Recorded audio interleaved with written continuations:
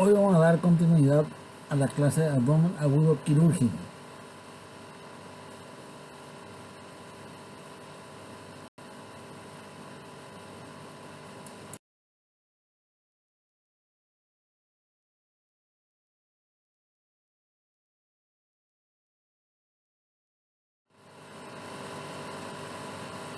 Abdomen agudo quirúrgico es una afección de inicio brusco, grave, de tratamiento quirúrgico urgente generalmente.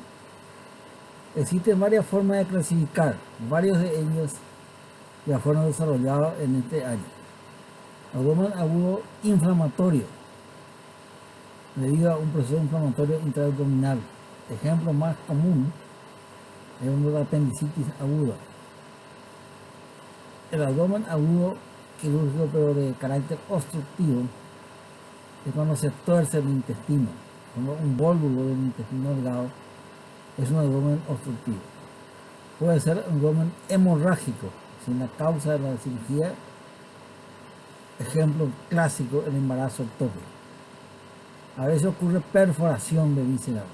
Úlcera péptica es el ejemplo más característico. De origen vascular ocurre una trombosis de la arteria mesentérica. Otra vez debido a traumatismo, que puede ser heridas o a veces contusiones, o a veces mixto.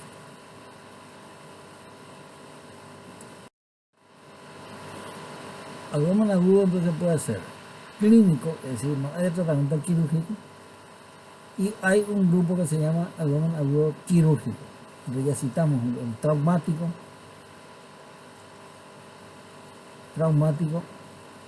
obstructivo, inflamatorio, perforación de vísceras, hemorragia intraabdominal y de origen vascular.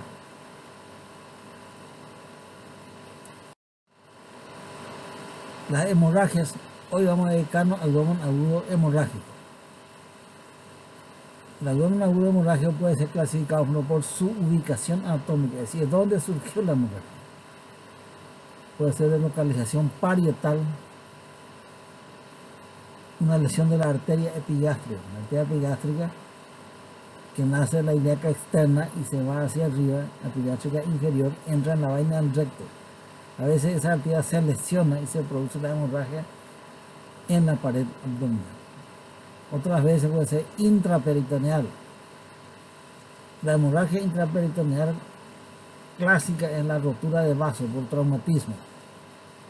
Se rompe el vaso y se derrama la sangre dentro de la cavidad peritoneal.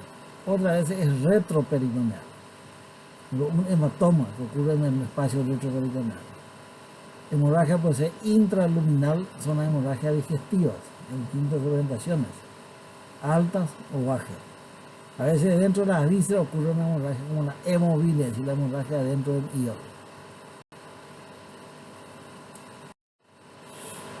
Las hemorragias intraperitoneales puede ser por traumatismo, por ejemplo cuando se lesiona la víscera maciza, o bien el tubo digestivo o subnesor. El embarazo ectópico complicado es un clásico ejemplo de hemorragia intraperitoneal. A veces hay hemorragias intraperitoneales de pequeño volumen, como asociado a ciclo menstrual, pues el quiste folicular roto. Cuando ocurre una ovulación, el lugar donde se salió el óvulo de ese lado del ovario, se sigue derramando la sangre en pequeña cantidad, pero va acumulando y puede producir dolor abdominal intenso. A veces ocurre la rotura de vaso que no es por traumatismo intenso, sino que el vaso tiene alguna patología como la leucemia o la enfermedad de Hodgkin, y entonces está aumentado de tamaño y se rompe fácilmente. El hematoma subclavicular de hígado puede ocurrir en el embarazo. A veces se rompe aneurisma arterial esplénica o arteria hepática. Aneurisma aórtico disecante y agudo es una hemorragia también que puede invadir la cavidad peritoneal. Las lesiones vasculares del intestino y los hemangiomas. Las hemorragias retroperitoneales, el retroperitoneo es un espacio virtual que se extiende desde la inserción diafragmática hasta el borde inferior de la pelvis, entre el peritoneo parietal posterior y los músculos de la pared abdominal posterior. Lateralmente van hasta los músculos lumbares, cuadrados lumbares. Los órganos retroperitoneales son el páncreas, el duodeno, riñones, suprarrenal, uréteres, aorta, vena cava inferior, la pared posterior de la vejiga, el músculo subaracnoilíaco, los nervios y los ganglios linfáticos. Esos son los órganos que están en el retroperitoneal. Es un esquema que se utiliza mucho para clasificar el espacio retroperitoneal en espacio central, esta estructura que se encuentra de color celeste. Lumbar son dos, derecho e izquierdo, lateral derecho y lateral izquierdo. Y retroperitoneal pelviano o zona 3. Yo llamo zona 1, zona 2 y zona 3.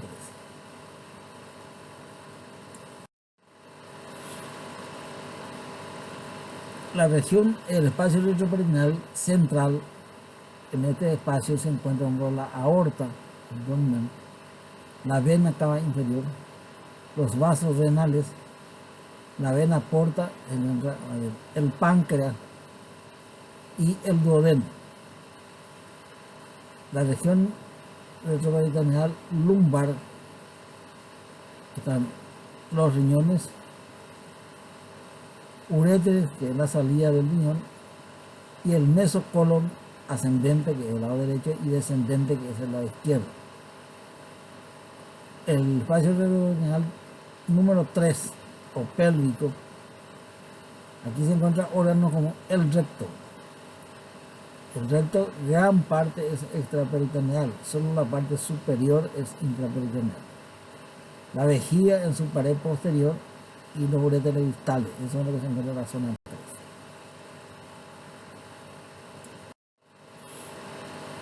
Los hematomas retroperitoneales son los sangrados que ocurren en el retroperitoneal, que pueden ser espontáneos, como ocurre por ejemplo una rotura de un aneurisma de aorta, o bien puede ocurrir en forma espontánea cuando una persona toma anticoagulante oral y pasa la dosis, y entonces hay un disturbio de la coagulación y sangra en el retroperitoneal.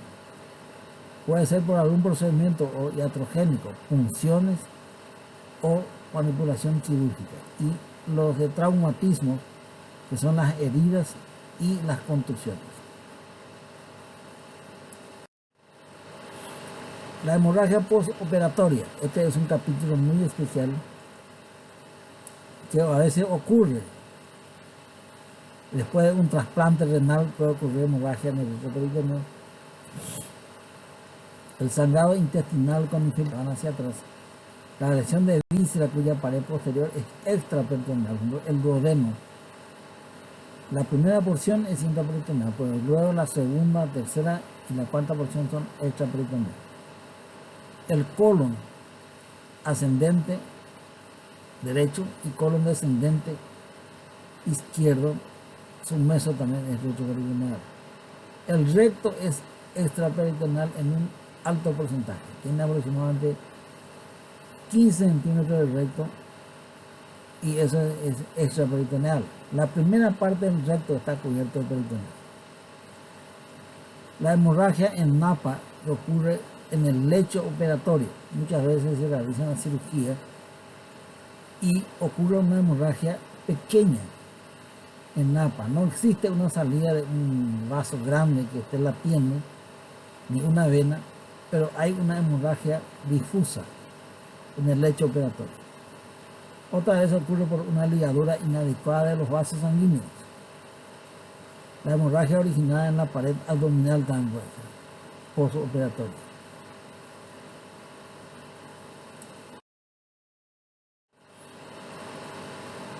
El cuadro clínico del abdomen agudo quirúrgico hemorrágico se caracteriza porque la persona tiene palidez marcada de piel y mucosa,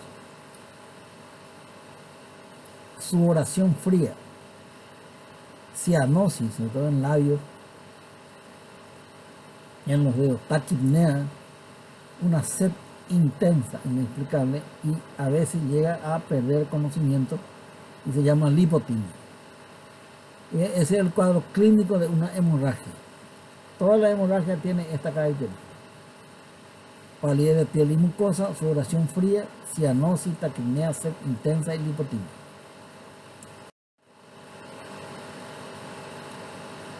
El examen físico, eso es lo primero que hay que realizar cuando viene un paciente en la urgencia. Entonces se debe palpar el pulso, contar el pulso, y tiene taquicardia, características de esta taquicardia. Y al palpar el pulso, este es muy débil y es filiforme. Pulso de alta frecuencia y es débil. Y la hipotensión arterial es marcada. Generalmente el paciente no tiene fiebre porque no es un proceso infeccioso.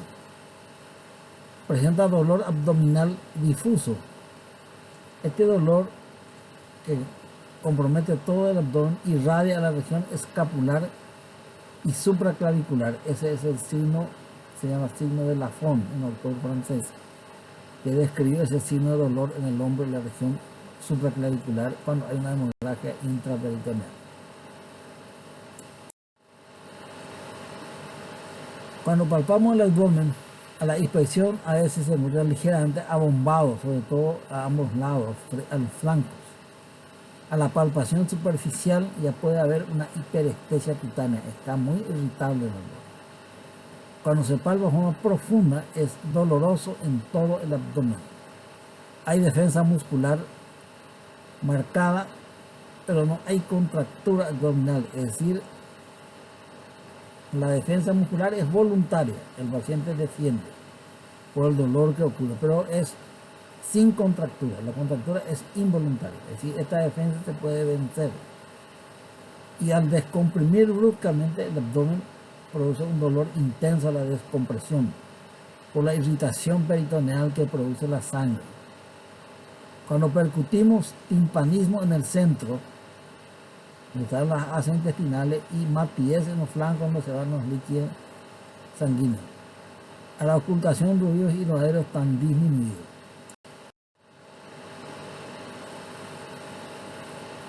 El cuadro clínico clásico, entonces citamos la historia clínica, el examen físico, y después tenemos que terminar haciendo esta maniobra que se llama el tacto vaginal, que se practica antes. Hay que poner al paciente boca arriba en posición ginecológica. Para eso existe una camilla para donde se coloca la pierna del paciente y se explica al paciente qué es lo que vamos a hacer. El tacto vaginal consiste en introducir, se pone el guante, se lubrica bien el guante y se introduce el dedo en la vagina suavemente. Y eso se va introduciendo y se llega hasta el fondo de la vagina. La punta del dedo llega a tocar el cuello uterino, la punta del cuello uterino, el hocico atenca. Luego el dedo se tiene que dirigir hacia atrás. Al llevar el dedo hacia atrás, fondo saco posterior, y empujar suavemente, se produce un dolor intenso. Por eso hay que hacer con mucha suavidad esta maniobra. Siente un dolor intenso en el fondo saco posterior. Ese es el fondo saco de Douglas, donde viene y se deposita la sangre que está dentro de la cavidad abdominal. Si la hemorragia es, por ejemplo, de arriba del vaso, la sangre va a venir igual, se va a acumular en el fondo saco de Douglas. Ese es el dolor que le produce al tocar con la punta del dedo el fondo saco de Douglas. Se llama el signo del grito del Douglas. Ese examen es característico de la hemorragia intraperitoneal, que es un esquema que muestra, entonces, aquí está el espéculo colocado y el dedo que llega hasta el cuello uterino. Se toca el cuello uterino y atrás se introduce el dedo para tocar el líquido que está en el fondo del saco de Douglas. Este es un esquema que muestra una trompa de falopio que está dilatado y está roto. Este es el embarazo ectópico, que se rompió y se produjo una gran hemorragia que se acumula en el fondo del saco de Douglas.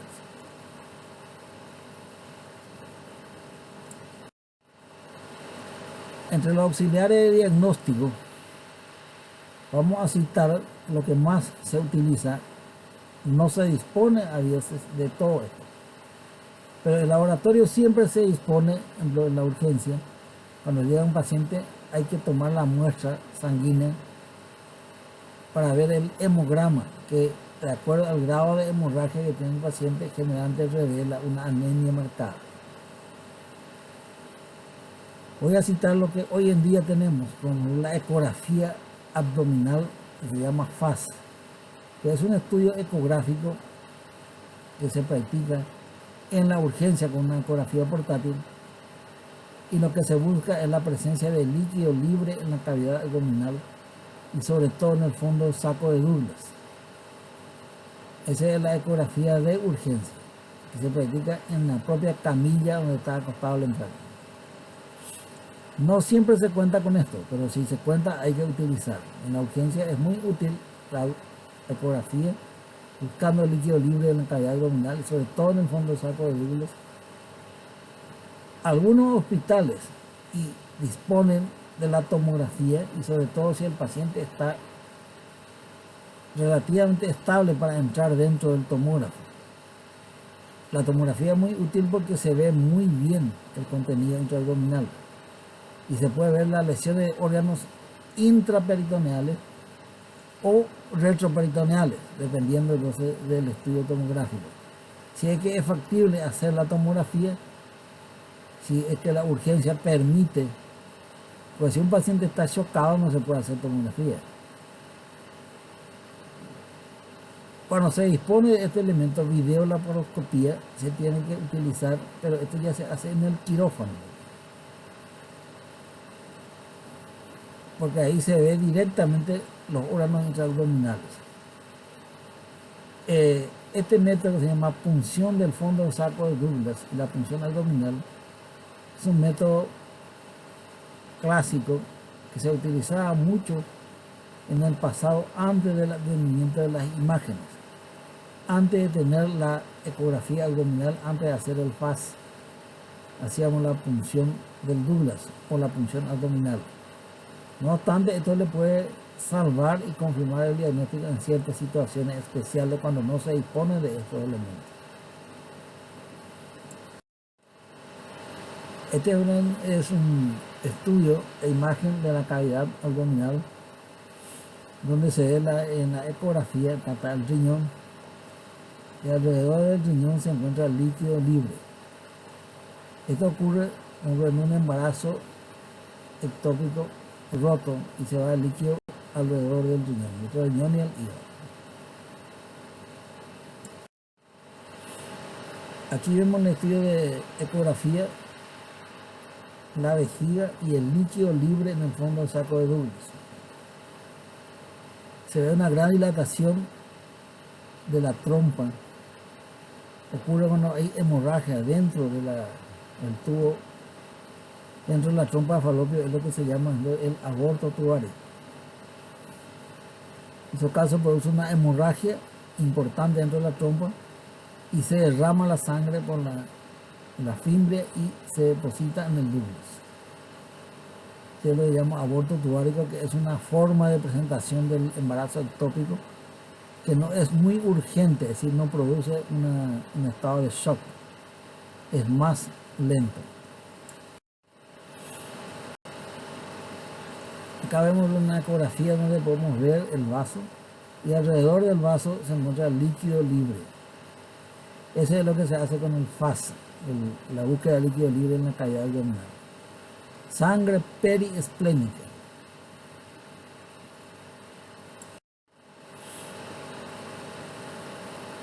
Acá ocurrió la rotura del vaso que está arriba, en el flanco izquierdo, y la sangre cae en la cavidad abdominal y viene y se ubica detrás de la vejiga, o sea, se ubica en el fondo del saco de Douglas. El fondo del saco de Douglas debe estar libre normalmente, pero cuando se acumula el líquido adentro, en caso de rotura de vaso o de otro órgano, la hemorragia viene y se localiza en el fondo del saco de Douglas.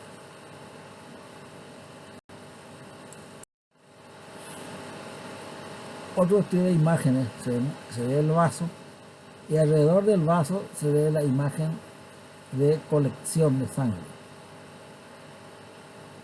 como esto está cerca de la pared abdominal, nosotros podemos, guiados por la ecografía, podemos punzar, atravesar la pared abdominal y llegar a la zona donde está la imagen de líquido. Se punza eso y se vacía y por lo tanto se confirma entonces la sangre periesplénica. Aquí disminuyó notablemente el vaso y disminuyó la imagen.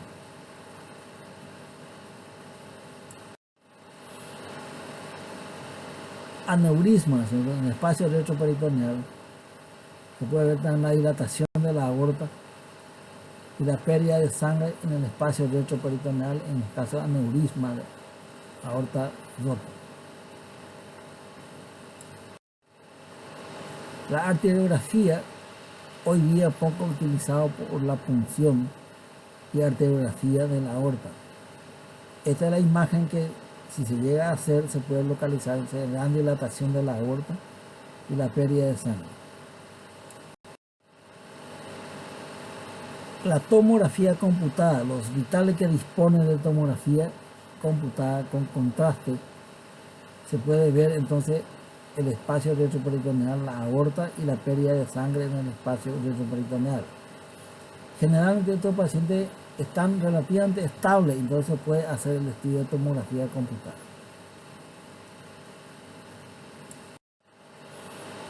Este es el esquema que les muestro cuando se sospechaba por la clínica, el examen físico, de que el paciente tenía una hemorragia intraabdominal, intraperitoneal. Entonces, uno de los métodos que se utilizará es la punción del fondo del saco de Douglas. Cuando la clínica dice que hay hipotensión, taquicardia, palidez marcada, y sobre todo en una persona joven que relativamente no tiene ninguna patología, que bruscamente presentó dolor abdominal y ese cuadro clínico de hemorragia, se hace el tacto vaginal, como había citado anteriormente, y hay un dolor en el fondo del saco de Douglas. Entonces, si no disponemos de la ecografía para hacer ecofag, podemos hacer la punción del fondo del saco de Douglas. Para eso se coloca el espéculo vaginal y esta es una jeringa con una aguja larga, no es una aguja convencional que se usa para colocar inyecciones. Esta es una aguja larga que dispone en los hospitales de urgencia. Se coloca la jeringa y se llega hasta el cuello uterino. Va detrás del cuello uterino, que es el fondo del saco posterior, y ahí se llega a atravesar. Antes este método de estudio se hace con sedación endovenosa por parte de un anestesiólogo. Se punza el fondo del saco posterior, atraviesa la aguja, es una aguja larga, y ahí se aspira y se confirma entonces que el fondo del saco de Douglas está con sangre. Esta punción abdominal, que era muy útil en el pasado cuando no existían los estudios de imágenes, hoy en día se puede obviar cuando se hace un estudio de ecografía en la urgencia. Hacemos entonces la ubicación de la sangre en la cavidad abdominal y sobre todo en el fondo del saco de Douglas. Entonces vemos líquido libre en la cavidad. Eso entonces ya no es necesario hacer la punción del fondo del saco de Douglas. La punción abdominal antes se hacía mucho cuando en la época pre-imágenes se sospechaba que existía, por ejemplo, una hemorragia. Ahora, esto también podemos hacer guiado por ecografía, un productor ecográfico vamos a colocar aquí y ver atravesar la aguja hasta que está el ombligo, espina ilíaca anterior superior del lado izquierdo, en la unión de dos tercios internos y un tercio externo. Entonces se hace la punción para evitar dañar la arteria epigástrica. Este es un método que se usaba mucho antes en la terapia intensiva, sobre todo, se llamaba punción lavado. Se hace el ombligo, una pequeña incisión con anestesia local, luego se perfora la pared abdominal con una aguja gruesa y generalmente esa tiene un componente de plástico, se llama punzocat, se llamaba antes. O sea, al atravesar la pared abdominal, sacamos el componente metálico y dejamos solamente el plástico y se va hasta el fondo del saco de Douglas. Ahí se inyecta suero, suero fisiológico, y cuando hay hemorragia, entonces después se baja el suero, acá está goteando el suero, luego se baja el suero y viene la salida de sangre, teñido de sangre. Quiere decir que existe una hemorragia intraabdominal. Bueno, este método, si nosotros tenemos una ecofaz o una tomografía, no es necesario hacer esto porque esto se ve con imágenes, método no invasivo. Este es el embarazo ectópico complicado. Este es un libro de semiología que muestra en forma esquemática qué es lo que ocurre en el embarazo ectópico complicado. Ese era el ejemplo más clásico de la hemorragia intraperitoneal.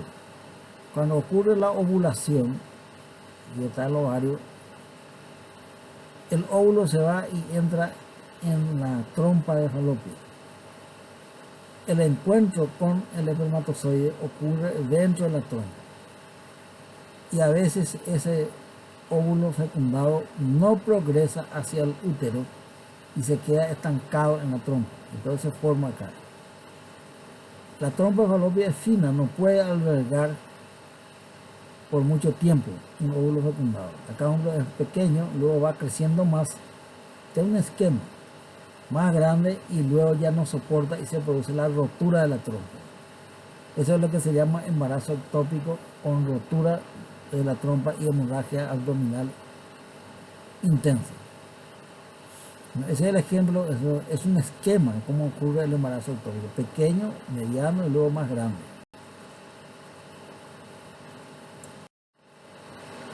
Esta imagen es que muestra en este cuadro todo lo que se ve en la semiología del embarazo ectópico complicado. Esta imagen muestra claramente que es una persona, una mujer con un gran dolor abdominal, generalmente de inicio brusco, intenso, una palidez marcada que se ve aquí en el ojo pálido. El examen abdominal es muy doloroso. Acá está la presión arterial cada vez más baja. El pulso va subiendo, o sea, hay una taquicardia notable, 80, 100, 120 por minuto, y la hipotensión marcada, o sea que hay taquicardia, hipotensión y la temperatura es normal. Palidez marcada de piel y mucosas, dolor abdominal intenso, irritación peritoneal, y en el tracto vaginal se encuentra un dolor en el fondo del saco de Douglas.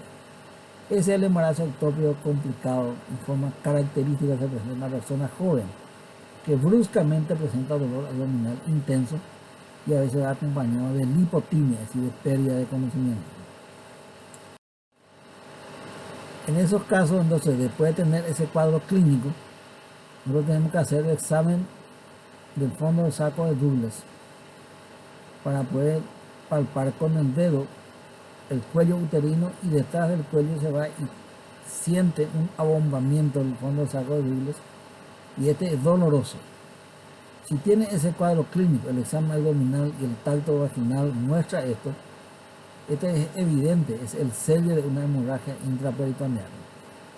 Si se trata de una persona joven, sexo femenino, en edad reproductiva, entonces el diagnóstico más probable es un embarazo ectópico complicado con hemorragia. Así ocurre, la trompa fue engrosando y luego no soporta y se produce la rotura de la hemorragia masiva dentro de la pelvis. Si tuviésemos el método, no tenemos imágenes y tenemos el cuadro clínico, podemos hacer la punción del fondo del saco de Douglas. Este es el método de colocar el espéculo vaginal con una jeringa, una aguja larga, se perfora el fondo del saco posterior y se aspira. Aquí tenemos el sello de que es una hemorragia muy importante. Función del Douglas. Si tenemos el método imagen, ecografía de urgencias, vamos a buscar líquido libre en la cavidad y sobre todo el fondo del saco de ecofaz. Este es un ejemplo también de un traumatismo una persona que va en un auto, sufre un accidente y se golpea y le duele el lado izquierdo, el flanco izquierdo está doloroso y el dolor se va hacia el hombro izquierdo. Cuando se examina al paciente se encuentra una equimosis en esa zona, es decir, sufrió un traumatismo en el lado izquierdo del abdomen y en la parte baja del tórax. El dolor se dirige hacia el hombro. Este es un dolor característico cuando hay una hemorragia. Entonces irrita la terminación del nervio frénico y duele el hombro y la región supraclavicular. Ese es el signo de la FOM. La rotura de vaso entonces puede ser de esta manera, es decir, el vaso se rompió en múltiples porciones. Estos vasos rotos producen hemorragia muy grande después de un traumatismo, después de un accidente de tránsito, y hay que obrar con suma rapidez para someter al paciente a una cirugía de urgencia y parar esta hemorragia, porque esta es una hemorragia intensa. Esa es la forma en que se produce la rotura de vaso por el traumatismo. Otras veces la rotura del vaso no es tan intenso como esto, se produce un hematoma subcapsular. Ese hematoma va creciendo, primeramente se produce la hemorragia y hay una hipotensión, pero después se contiene esa hemorragia dentro de la cápsula del vaso y se normaliza la presión arterial. Entonces el pulso empieza a subir. Cuando esta cápsula del vaso no soporta más, el hematoma se rompe y se produce una hemorragia en dos tiempos. Eso se conocía antes como una rotura del vaso en dos tiempos. Es decir, en un primer tiempo se forma un hematoma subcapsular y ese hematoma se rompe después, y ese es el segundo tiempo, que ocurre generalmente 24 horas después del traumatismo. Esa rotura es muy peligrosa porque en esta etapa aparentemente el paciente está compensado.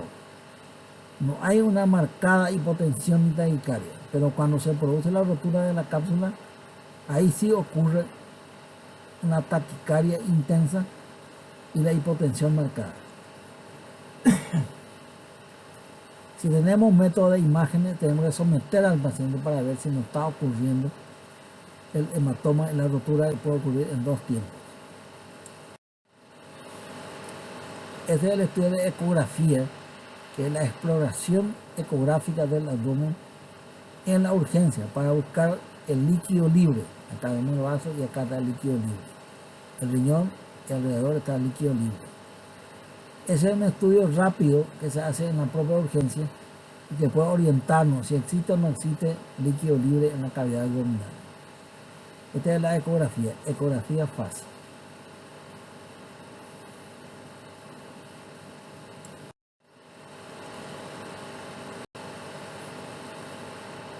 Podemos buscar entonces la presencia de líquido libre por método de ecografía.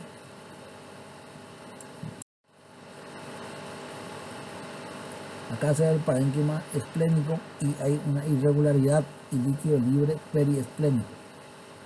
Si es que no está muy alterada la hemodinamia y disponemos de la tomografía, entonces se hizo una tomografía, se descubrió que en el lado izquierdo hay una lesión entre cuerpo y cola del páncreas.